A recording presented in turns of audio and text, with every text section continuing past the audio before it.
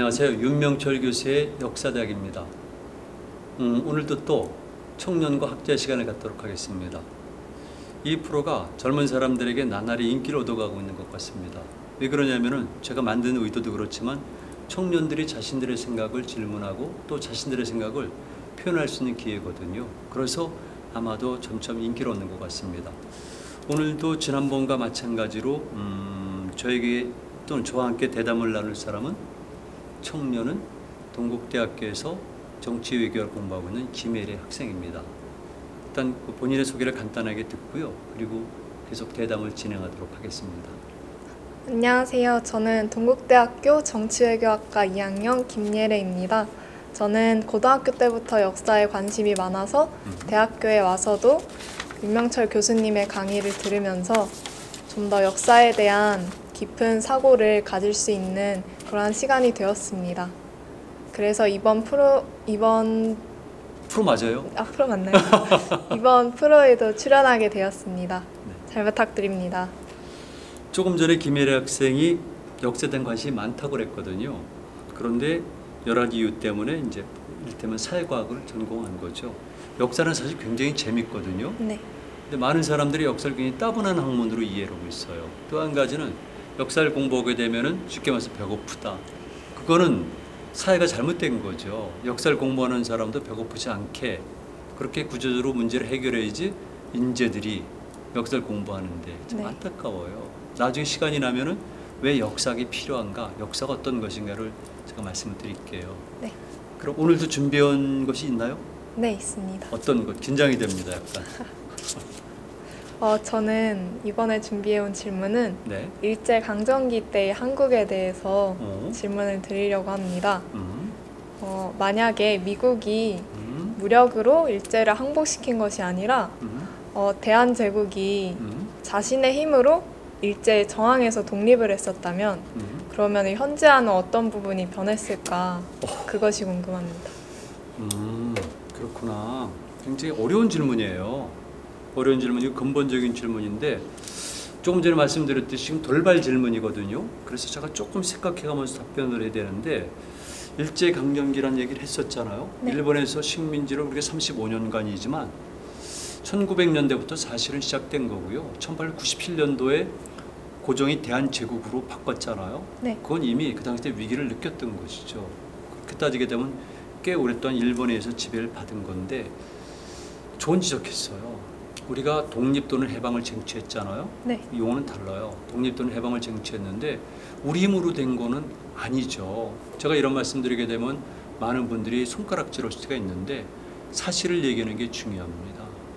우리가 일단은 일본에게 지배당하기 전부터 독립운동이나 독립전쟁을 벌였던 건 사실이고요. 그리고 1900년대 초 그리고 20년대까지만 하더라도 활발하게 독립전쟁이 일어났어요.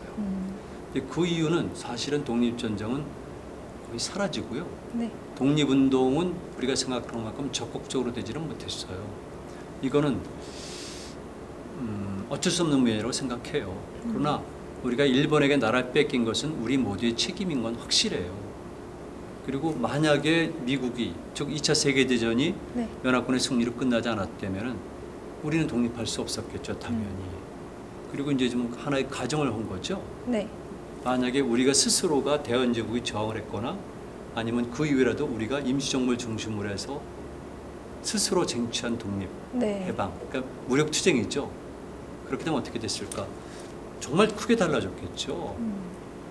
이런 부분들은 그 당시 때도 굉장히 실감을 해서요. 임시정부에서 남쪽에서는 중국의 남쪽에서는 임시정부를 중심으로 북쪽에서는 예를 들게 되면 공산주의 세력이지만 특히 동북항일연군 같은 경우가 있는데 이 사람들은 무장투쟁을 일단 시작을 했는데 좀 늦었어요. 그리고 특히 남쪽에 대한제국의 정통성을 이어받은 것이 대한민국 임시정부거든요. 네. 근데 대한민국 임시정부가 실질적으로 연합국의 일원으로 참여한 거는 아니에요. 대한민국 임시정부는 1920년대 후반 이후에는 사실은 역할을 많이 하지 못했고요. 다만 윤봉길 의사 그리고 이봉창 의사의 의거로 인해서 중국 내부에서나 국제적으로 임종의 존재를 좀 자각한 거죠. 그래서 그 이후에 중국 정부의 즉 장개수 정부의 지원을 받은 건 사실이지만 구체적으로 우리가 활동은 못했어요.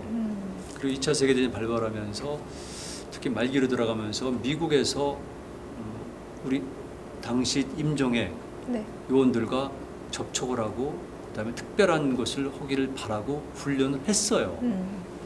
그래서 중국의 장개석 군대에 가서도 황포공관학교에 가서도 훈련을 받고 그리고 일부 세력들은 미국의 동남아 군사작전에 참여를 했는데 그것이 우리가 알고 있는 정식으로 그다음에 어느 정도 규모가 있는 것은 아니었어요.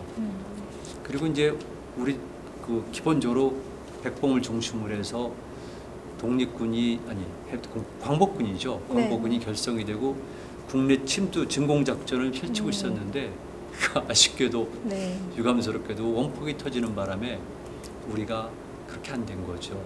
그래서 임시정부가 고국으로 돌아올 때 임시정부의 자격으로 돌아온 건 아니라 개인 자격으로 환국한 거죠. 여기에 우리 민족의 비극이 있어요. 우리가 스스로 쟁취한 독립과 해방이라면 우리가 주체적으로 할 수가 있고요. 네. 우리가 연합국의 일원이라면 우리는 흔히 말해서 대마도는 물론이고 독도 문제는 일어날 필요도 없고 네. 심지어는 일본의 특정한 지역까지도 영토를 할양받거나 아니면 많은 것을 배상을 요구하는 그럴 수 있어요. 네. 그런데 우리 그거 못한 겁니다. 그러다 보니까 여러 가지 아쉬운 점이 있었고 그리고 당시 국제 형실로 볼 때 우리는 분단이 될 수밖에 없었는데요. 국제 질서의 문제죠. 남한에 있는 일부 지식인들은 그것은 미군의 책임으로 돌리는데 그렇지는 않아요. 국제 질서가 그럴 수밖에 없고요. 네. 더 엄격하게 말씀드리면은 한반도에 들어온 외국 군대는 소비에트군이 먼저지 미군이 먼저가 아니에요. 그리고 정치 세력을 의도적으로 만든 것도 소비에트지 미국은 아니에요. 신탁 통치 문제도 마찬가지입니다. 뭔가 역사가 좀 잘못 왜곡되고 있는데요. 네. 사실을 정확히 알 필요가 있어요. 그리고 그 이후에 전개된 여러 가지 남한 내에서의 흔히 말하는 좌익 운동들 또는 폭동도 있었던 거죠. 그리고 6.25 문제가 있는데요. 이런 네. 것들도 한때는 그랬었어요. 80년대 중후반만 하더라도 이를테면 북침설이 있었고요. 그리고 조금 더 시간이 지나고 91년도로 기점을 해서 소비에트가 붕괴되면서 이를테면 남침 유도설도 등장을 했고요. 그래서 그 이후에 완벽하게 이제는 유교란 것이 기획작품이란 것이 밝혀졌거든요. 그럼에도 불구하고 그것을 공개적으로 인정을 잘 안 했어요. 네. 그 결과가 그동안 있었던 많은 교과서의 현대사 부분이 그렇게 기술됐고요. 그리고 2014, 5년 요쯤인가 어느 일간지 기사를 보니까 학생들의 의식을 조사했는데 학생들이 반대로 알고 있는 경우가 많더라고요. 지금 김혜리 학생은 어떻게 배웠는지 모르겠지만 그래서 이건 심각한 문제라고 그랬었는데 이런 모든 것들이 결국은 우리가 자력으로 독립하지 못했기 때문에 분단이 됐던 것이고 그다음에 전쟁이 일어났던 것이죠. 네. 이거는 우리 정말 반성을 해야 돼요. 제가 그냥 솔직히 말씀드리면 우리가 오죽 이런 말 써도 될까? 오죽 못났으면은 남의 나라에게 빼앗겨서 국권을 뺏긴 거는 정치 권력을 뺏긴 것이 아니라 말 그대로 생존을 빼앗긴 거잖아요. 네. 그러니까 최근까지 문제가 되고 있는 여러 가지 것들이 발생된 거고요. 그런 사람들이 결국은 독립 또는 해방이 되고 난 다음에는 같은 동족끼리 전쟁을 벌였어요. 그 힘이 있었으면은 일본에게 총불을 돌렸어야 돼요. 네. 그 이전에도 그 이후도. 근데 우리 그러지 못했잖아요. 그럼 왜 그랬을까요? 궁금해요. 젊은 사람도 어떻게 생각하고 있는지. 어떻게 생각해요? 똑똑한 학생인데. 의식의 한계가 아니었을까요? 의식의 한계. 그래서 이게 간단한 문제가 아니라 꽤 오랫동안 우리가 내재돼 있었던 만들어졌던 나쁜 성격 때문이 아닐까. 그건 제가 따로 나중에 말씀드릴게요. 네. 결과가 중요해요. 우리는 일본에게 저항하지 못했다. 확실해요. 그리고 결국은 해방과 독립이 되자마자 우리끼리 전쟁을 벌였다. 네. 지금까지도 이건 문제가 있는 것 아니에요? 그래서 이제는 그런 것을 실수 정도가 아니고 이걸 범하지 않으려면은 우리 모두 정말 잘 생각해야 되고 청년들은 정말 잘 생각해야 돼요. 네. 그래서 어느 쪽이건 간에 어떤 거짓, 선동, 이런 왜곡 이건 단호히 배격하고요. 역사의 진실과 사실을 볼 수 있는 능력을 자꾸 길러야 돼요.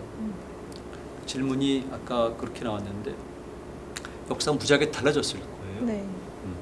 우리가 주체적으로 우리는 새로운 나라를 건설했고 그 과정 속에서 혹시나 좌우가 갈등을 벌일 수 있지만 이거는 지금처럼 그런 갈등이 아니라 네. 전략이잖아요. 방략을 놓고 국가의 발전을 놓고 서로가 싸우는 건 있을 수 있고요. 일본의 근대화처럼 살육전이 벌어질 수가 있어. 역사는 그런 건데 그렇지만 결국은 국가 전체를 위한 것이었기 때문에 서로를 용서해주고 상대방을 의인화시키는 것이 일본 근대사거든요. 그러니까 우리가 주체적으로 만약에 독립을 쟁취했다면은 우리가 통일된 국가에서 내부에서 갈등은 벌였겠지만 그거는 결국 우리 내부의 문제라는 거예요.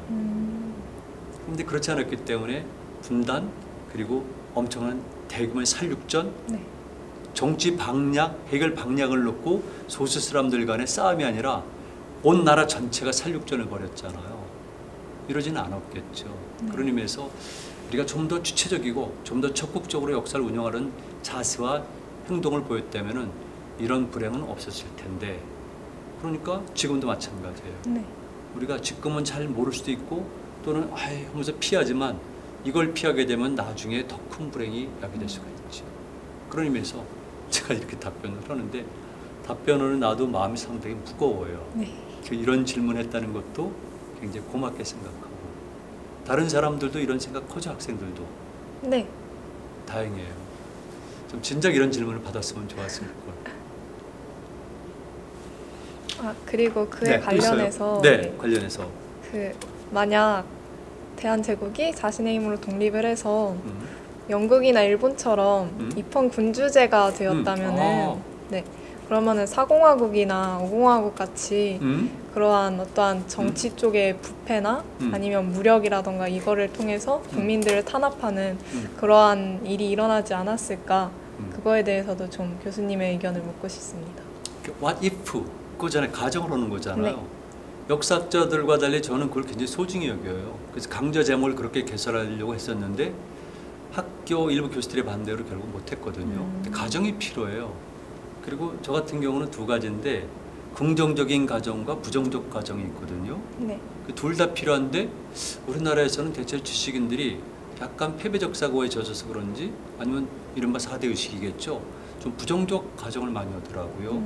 근데 긍정적 가정, 부정적 가정이 다 필요한데 네. 입헌 군주제가 될 가능성은 매우 크죠. 네. 왜냐하면 국제 질서가 그걸 원하고 있었어요. 왜냐하면 국제 질서가 변하고 있고 실질적으로 일본도 입헌 군주제로 변한 거거든요. 명치 유신이란 것은 입헌 군주제로 된 건데 그 이후에 천황권을 더 강화시켰던 거지만 출발은 그런 거고요. 일반적인 현상이에요. 러시아는 1812년에 나폴레옹이 침입했지만 1825년에 흔히 말하는 데카프리스트의 난이라고 그러는데 이건 입헌 군주제를 지향하는 거예요. 인류의 보편적 발전사가 있기 때문에 이제는 절대 왕정은 또 조선은 절대 왕정 아니에요. 네. 왕은 큰 실권이 없이 신권이라고 그래서 네. 흔히 말하는 고위 사대부들이 장악한 거니까 이제는 이미 우리가 외국물도 많이 먹었죠. 국제질서도 알았죠. 그다음에 동학 등등을 통해 가지고 흔히 말하는 백성들의 인권이 신장됐잖아요. 네. 그리고 1894년에 청일전쟁, 1895년에 갑오경장이 있었죠.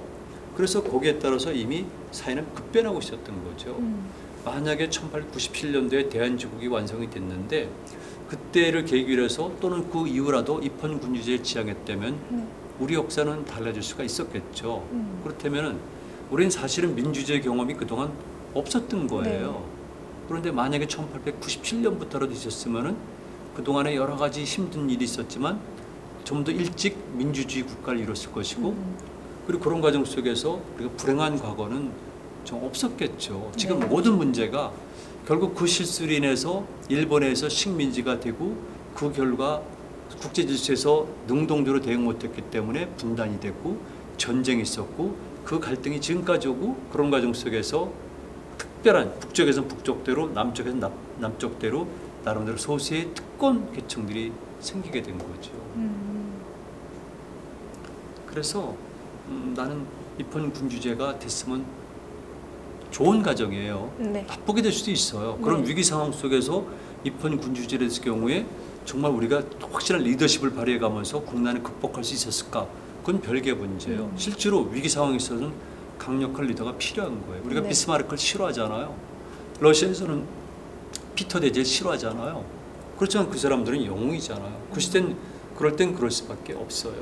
그러니까 우리나라에도 상공화국으로 박정희를 얘기하는데 그 시대에는 그렇게 강력한 리더십이 아니면은 불가능했던 것이죠. 그 당시 때 하나 일화가 있는데요. 그 당시 때 베트남전에 참전했던 퇴역 군인이 저한테 한 얘기가 있어요. 처음에 월남에 갔더니 따이한 거지들이 왔다고 놀려대더래요. 한국이 못 사는 나라. 세계에서 두 번째로 못 산다고 알려졌으니까. 그리고 자신들의 이를테면은 베트남 민족주의자라든가 공산주의자 구분하잖아요. 네. 베트남의 민족주의자나 공산주의자 입장에서 볼 때는 그건 미군의 용병이죠. 제가 말씀드렸죠. 베트남의 민족주의자라든가 공산주의자 입장에서. 네. 그러나 다른 입장에서 보면 용병 아니에요. 우리는. 왜? 그럼 우리가 어떻게 살았는데요? 미국이라든가 연합군, 흔히 말하는 민주주의 아니면 자본주의 국가들이 도왔기 때문에 우리 생존을 유지했는데 거기다 도움을 주는 건 당연한 것 아니겠어요? 일부 사람들은 어느 한쪽의 논리만을 강조하는데 저는 그 의도를 굉장히 불순하다고 봐요. 그래서 그만큼 우리는 못 살았던 나라인데 그 시대의 짧은 시간 안에 우리가 급진적으로 성장했던 것은 이른바 독일의 비스마르크처럼 러시아 피터 데드처럼 많잖아요. 일본도 마찬가지로 이렇게 강력한 리더십을 통해 가지고 짧은 기간 동안 한 거 그건 필요하죠. 그러나 그 이후에 그건 잘못된 거죠. 그걸 분명히 해야 되는 거죠. 입헌군 주제는 가는 거고요. 일부 학자들은 지금 김혜래 학생이 질문하는 것처럼 그렇게 얘기하는 분들이 몇 분 계세요. 입헌군 주제를 지향했다. 저는 그럴 가능성은 있지만 일단 그분들의 행동, 즉 고종이라든가 그 당시 때 사람들의 행위 자체는 매우 비판적으로 부정적으로 보고 있죠. 현실을 잘 꽤 또 심도 깊은 이야기를 나누게 됐네요. 네. 제가 또 시간을 이제 정리해야 되는데요. 김혜라 학생이 또 오늘도 굉장히 중요한 질문을 해줬습니다. 역시 이런 얘기를 나눠야 되는데요. 조금 전에 제가 어떤 신문사의 부장이랑 통화를 했는데요. 저랑 오늘 편집 계획 약속이 있었어요. 그런데 아들이 몸이 좀 아팠는데 그 아들이 좀 떨어진 데 살고 있고 뭐 좀 다 그렇잖아요. 대학 때문에라도 좀 떨어진 데 살고 있는데 그 아들과 아픈 아들과 저녁을 갑자기 먹게 됐으니까 좀 편집회를 연기해달라고.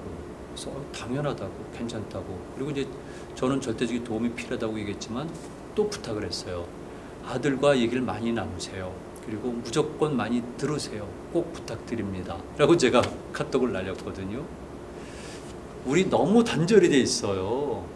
그래서 서로가 얘기를 많이 나눠야 되고 그래야지 서로가 주고받는 것도 있고 믿음을 갖는 건데 한국 사회는 이상하게 지금 그렇게 붕괴되고 있는 거죠. 근데 이런 시간을 통해서 젊은 학생들의 얘기를 많이 듣고 청년들의 얘기를 듣고 또 같이 공유하게 돼서 저는 굉장히 의미 있는 시간이라고 생각합니다. 네. 고맙습니다. 몽골의 대초원 늑대와 달려가자